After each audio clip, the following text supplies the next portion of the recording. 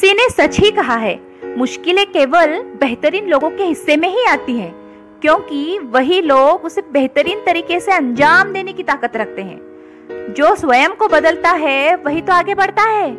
दुनिया की हर चीज ठोकर लगने से ही टूट जाती है, और एक कामयाबी ही है जो ठोकर खाकर मिलती है। कहते हैं ना, उम्मीद पे ही तो दुनिया कायम है। एक उम्मीद ही तो है जो हारे हुए को जिताने की ताकत रखती है। हमारी सबसे बड़ी ताकत तो हमारा मनोबल है। जब तक हृदय में आत्मविश्वास न होगा, हम किसी कार्य में सफल नहीं होंगे। तो अगर जीतना है तो अपनी उम्मीद को कभी मत खोना।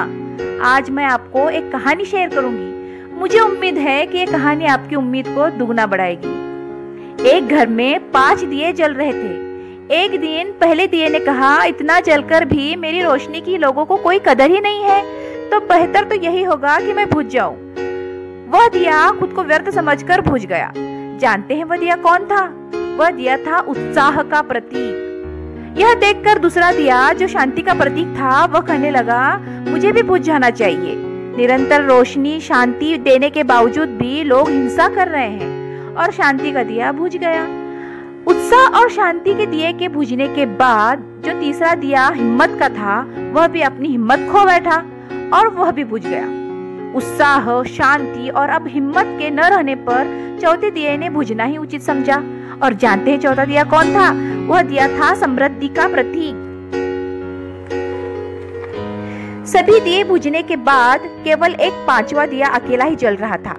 हालांकि 5वां दिया सबसे छोटा था, मगर फिर भी वह निरंतर जल रहा था। उसी समय उस घर में एक लड़के ने प्रवेश किया।